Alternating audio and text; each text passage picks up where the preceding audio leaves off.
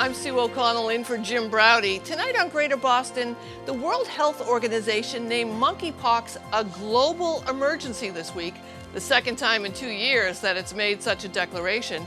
And I think we all remember the first. So what's the real risk we're facing now? An infectious disease expert joins me. Plus, after neo-Nazis targeted a drag queen story hour in Jamaica Plain, the host of that event joins me to talk about how these groups use homophobia and transphobia as a rallying cry and why she won't be deterred. The U.S. is officially leading the world monkeypox race, not in the fight against it, but in the number of infections since the global outbreak began. More than 3,800 cases have been reported, according to the CDC, including more than 80 in Massachusetts. And increasingly, the Biden administration is under pressure to do more to contain the spread. Rhode Island Congressman David Cicilline has requested $100 million to implement a federal response effort to the virus. And Biden is considering declaring a national health emergency following the World Health Organization's declaration of a public health emergency on Saturday. Well, that sounds familiar, right? But we get ahead of this outbreak before we experience deja vu all over again. I'm joined by Dr. Phyllis Kanki, a professor of immunology and infectious diseases at the Harvard T.H. Chan School of Public Health. I'm having a hard time saying it, and it seems like, Dr. Kanki, we all are having a hard time dealing with how we're dealing with a new infectious disease, or at least new outbreak. Should we do a do-over here? Should we just say, starting today, let's figure out how to deal with monkeypox the right way? I think we're slowly making the right decisions, and I think that it's just that this virus, which we've known about, is behaving a little differently than it has in the past, and so I think that's thrown many of the public health officials for a loop. But we do have the experience from COVID, so that's helping us move, I think, quickly with the different policies and stocking up of vaccines, et cetera. When you say it's behaving differently, is it behaving differently because it's, I don't want to say spreading fast, but spreading on more continents than it has before? Or is there actually something different about the virus? Right now, they don't think there's anything different about the virus based on the sequence that they've made. But what we've seen in Europe and in the U.S., that it's definitely spreading more rapidly than it has in the past, and it's spreading in groups that we hadn't seen before. So those two latter behavioral traits makes it unusual. Let's talk about what happens if you catch monkeypox. I've heard a couple of folks have said to me, I'm not that worried about it, you can't die from it. I've had other people say, the last thing I want to do is deal with a painful rash. I'm more concerned about that than I am about COVID right now.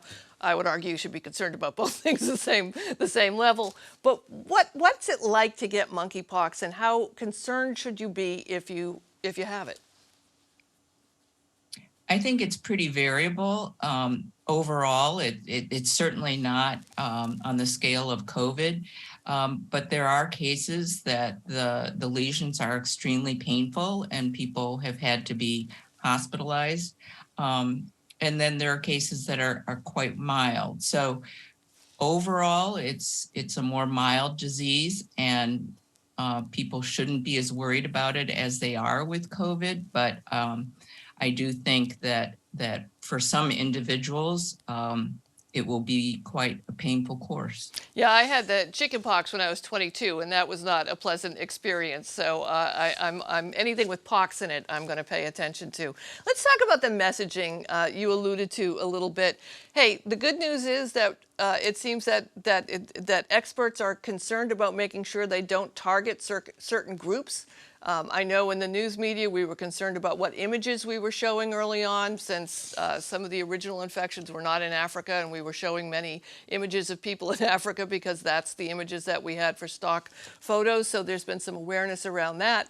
But there seems to have been a few missteps in trying to communicate clearly, especially to the gay community, many of whom have been infected, not necessarily through sex, but maybe just body-to-body contact. This is a disease that you can catch from someone's clothes, you can catch from touching someone's skin. Is there a better way to communicate to risk groups right now around monkeypox? I think that's still challenging because I think what we're seeing is that the virus is moving in networks that happen to be men who have sex with men. It may not be always transmitted by sex, but more the close contact. And we know that this virus is pretty easily spread through lots of mechanisms. I mean, even in clothing and even in prolonged contact to respiratory secretions.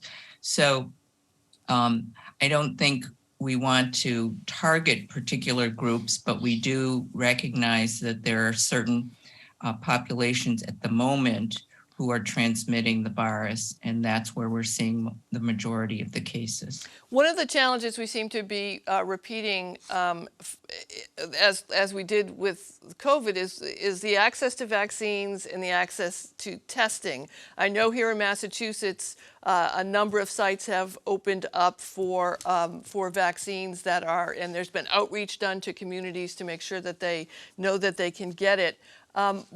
Do we need to do more on that front? Do we need to really make sure that we've got the vaccines and the testing available as we do the messaging? I think the administration is moving quickly on this, even in the last few weeks, because early on when the vaccine clinics opened up in some of the high impact areas of the country, they ran out quickly. So they're beginning to stock up, and I think FDA and many of the other agencies are moving quickly to make sure we manufacture the stockpiles of vaccine that we need. But I do believe that we're ahead of where we were with COVID. We have vaccines that work and that can be given to individuals even after they're infected. It seems the pause in travel and the stay-at-home orders that we experienced during the beginning of the COVID pandemic made us forget how close we all are when it comes to travel. That you could, go to a party in Europe and then come home and just with an encounter or interaction with a handful of people can spread a disease worldwide in a matter of weeks. Are there things that we should be more concerned about in terms of how easily worldwide outbreaks can become, or do you think this is just an anomaly? I don't think it's an anomaly. I think we have COVID and now we have monkeypox right after that, and we're seeing both of those agents move with unbelievable speed. So I do think it gives us some pause to think about the perspective of how closely we live with our global partners and how new pathogens can really move quickly around the world. I know a number of experts are looking at treatment of post-COVID, especially around fatigue and other illnesses, and the number of folks who have been infected with COVID and are experiencing long-haul COVID or fatigue, which are not necessarily, from my layman's understanding, unique to just COVID. Any virus, Epstein-Barr, can cause long-term fatigue. I heard one expert say that COVID is just a virus being a virus. Is there some opportunity here and to really find ways to help treat people who have had fatigue and long-term virus, post-viral issues? Are we at a breakthrough moment, do you think, because of, obviously not a price we want to pay, what we've been through, but in order to help bring some new treatments to folks with these long-term issues? I think treatment will be the goal. I think what long COVID has taught us is that we need to continue to do more research on it. And I do think that that COVID is distinct because there's a larger proportion of people who get the disease who get long COVID. So with other viruses, you'll have a much smaller fraction of people who will suffer those long-term consequences. And as a result of those smaller numbers, there's less emphasis and less research that continues on to try to find better treatments for those long-term consequences. So, shouting back a little bit to your earlier comment about, all of our neighbors living so closely together and traveling so quickly and being able to circle the world, so many people opportunity for travel. What do we need to do here in Massachusetts or in the United States to really buck up our healthcare systems and our messaging so that it doesn't seem we're inventing the wheel every time we come upon a virus, that we don't need to wait to get to the World Health Organization declaring an emergency for us to be able to get the treatment and the access and the information to the people who need it the most quickly? Well, my personal view is that the U.S., particularly under COVID, suffered because we didn't have a more nationalized healthcare system, and we saw how some countries who had those kinds of organizations and infrastructure were able to move more quickly. The UK is an example, but I've even seen countries in Africa that had better reporting just because they have a national system. And we put a huge burden on all of our states and their public health departments to be able to deal with a new pathogen that they had never seen before. And I think that's something that I think we can nationalize some of those activities for surveillance and diagnosis and reporting, et cetera. So we're all getting ready to get back to school. The stuff is already out in the aisles. The index cards are ready to go. Folks are getting back to work, many. As we get ready to get to fall and get back into the buildings, do you have any quick, top 3 bits of advice that we should all be keeping in mind to keep ourselves safe just in general, not just for monkeypox and COVID, but how can we do this in a healthy way as we close here? I hope that employers will and universities, et cetera, will really think about their policies depending on what's going on come the end of August and September. And as is always the case, if you don't feel well, you should stay home. That's always good advice, I think, right? All right, Right. Dr. Phyllis Kanki, thank you so much for joining us and helping us navigate through this. I appreciate your expertise. Thank you so much. Next up, the goal of the children's literacy nonprofit Drag Queen Story Hour has always been to spread love and acceptance. But as we talked about yesterday, one such event in Jamaica Plain over the weekend was met with aggression and hate from masked members of the local white supremacist group NSC 131. It was just the latest in a series of extremist hate group demonstrations in Massachusetts, but also the latest in a series of similar attacks on Drag Queen Story Hour events across the country. I'm joined now by the host of the Drag Queen Story Hour that was targeted on Saturday, Patty Bourre, and Reverend Irene Monroe, a syndicated religion columnist and co-host of GBH's All Rev'd Up podcast. Welcome to both of you. And Patty, I want to start with you and ask, we've been talking a lot about these Drag Queen Story Hours, but can you explain what one is? I'm, hearing regularly on Twitter people saying, I would never take my kid to a drag show, as if every drag show is exactly the same, like saying I wouldn't take a kid to a concert. Can you explain what happens at these story hours? Absolutely. And thank you, Sue, for having me. Thank you for taking an interest in this story. I think it's totally understandable for people to be worried that a drag queen story hour means the same kind of drag performance that you might see at a drag brunch. You may have gone, out to a club and seen a drag queen perform. But drag queens are pretty smart people, and we know when to do what and where and how. So the drag queen story hours are really intended to promote literacy and creativity and self-love in kids. And it's done through reading books and singing songs, and that's pretty much it. Yeah, one of the highlights of my kid when she was 4 or 5 is we went to Provincetown and walked down Commercial Street. This was, some 15, 16 years ago. And she went up to each drag queen and got one of the postcards, asked them to autograph it, and then made a book out of it without having to ask what was going on. What's the reaction of kids, Patty, when you're in the library or interacting with them? Do they have questions about things, or do they just accept you as you are? So for instance, the story hour on Saturday was mostly attended by pretty young kids. And with kids that age, like under 5, they have very few questions in general, in my experience. They like the colors of the costume, sort of the scale of drag, which can be, very exaggerated. I've also done story hours for older kids, more like 3rd, 4th, 5th grade. And a lot of them are surprisingly ready to have a conversation about gender identity. And we have some very good conversations about that. And Patty, I know that all of us in the LGBTQ community and the intersectionality ones, which we'll get to you, Irene, in a minute, because I threw you your favorite word there.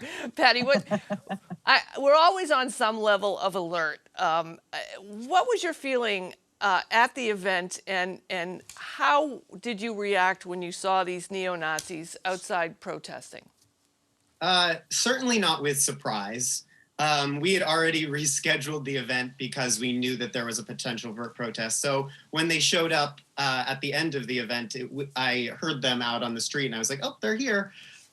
Which doesn't mean there wasn't also, fear. It was something that I really felt that I needed to very discreetly, make a retreat from, being sort of the object of their aggression. But yeah, the fact of the matter is, for the last couple months, I haven't done a story hour that hasn't had demonstrations or the threat of demonstrations.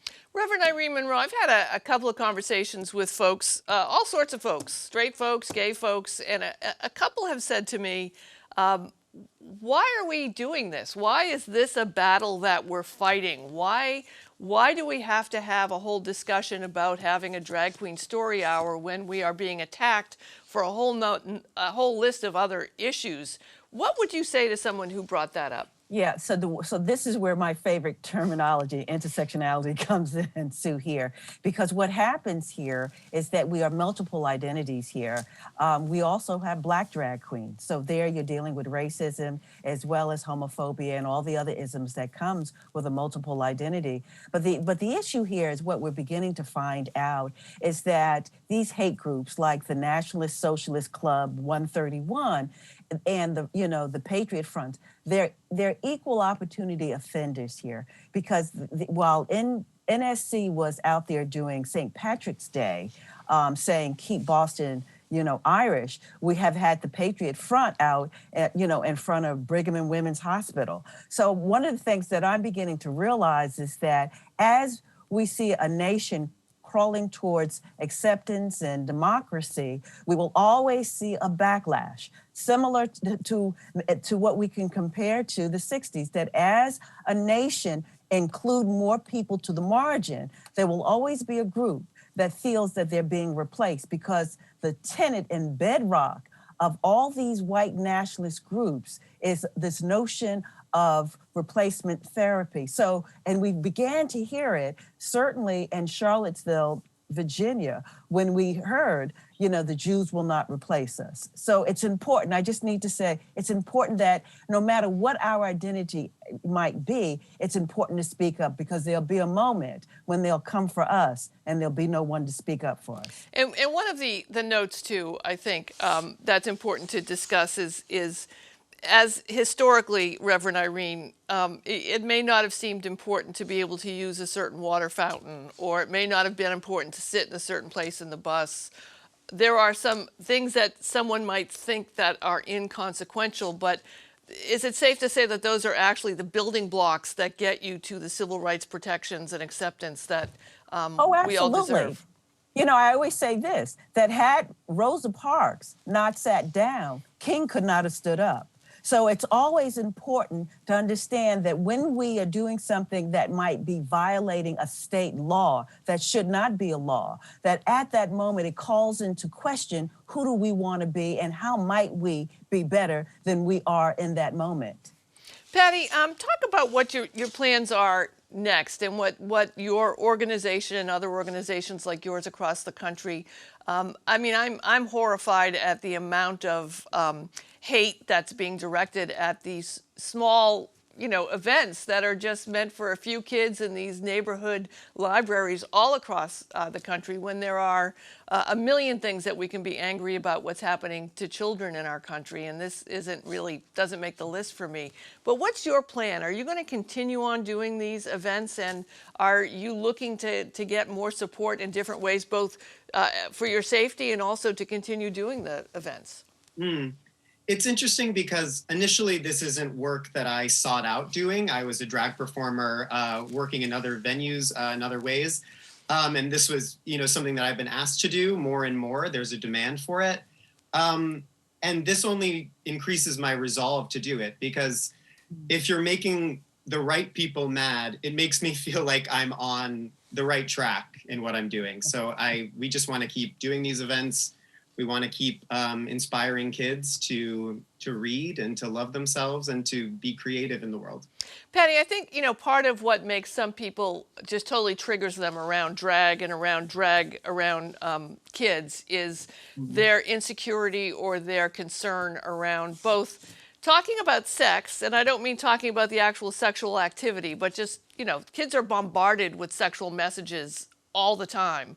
And parents were all sort of not great at talking about it, no matter how good we are, on one hand, and they view drag as that. And also their concerns about gender expression, because, maybe they don't feel secure in their gender expression, or maybe they're insecure about watching somebody else's gender expression. Do you feel like you're now in this hot seat of having to navigate all of these difficult issues that Americans in particular seem to have? I have definitely found myself trying to answer questions that are above my pay grade in the last few days. I like to do drag because it helps me connect with my community. It helps me express myself creatively. So I'm really not out here to teach adults about sex and gender and sexuality, but I am here to put on a good show and hopefully have people leave feeling really good and to go on and have a great day. So. Reverend Irene, we're all laughing at this because it's also true and so complicated for Americans. On Twitter, I got involved with, I had a Twitter fight last night, even though I've sworn them off, about someone saying, well, you're shoving the sexuality down our kids' throats, as if every single Grimm's fairy tale isn't filled with some maiden who's trying to get married or be married. I mean, Rapunzel, the original Rapunzel fairy tale, is not a happy one. It's one that's kind of violent, very violent, and deals with someone not consenting to a sexual act. That would be Rapunzel in the Tower. And the Bible also filled with tons of sex, tons of violence. And these are all books that we urge our kids to read without any self-awareness of what's actually in them, yet we get upset if there's, a drag queen in an age-appropriate way doing a performance with an age-appropriate book. What do we need to do to get to a more open-minded and self-reflective stance here? Well, first of all, we need to come out of the closet with these issues. That's first of all, because we need to face our fears. And it's not like, Patty is new to us or Irene is new. We have always existed here. I think that by not talking about it, we enter not only a politic of silence, but we infantilize ourselves in terms of the ability to grow and be more accepted. Children learn what you teach. If you teach hate, if they learn hate, then they'll go out in the world and hate the world. If you teach love, what Patty is doing, they'll go out and embrace the world, but also themselves. Patty, I also imagine trying to give kids a vision of what they could be or what they might want to be without I don't want to say without boundaries, but just give them the ability to have an imagination.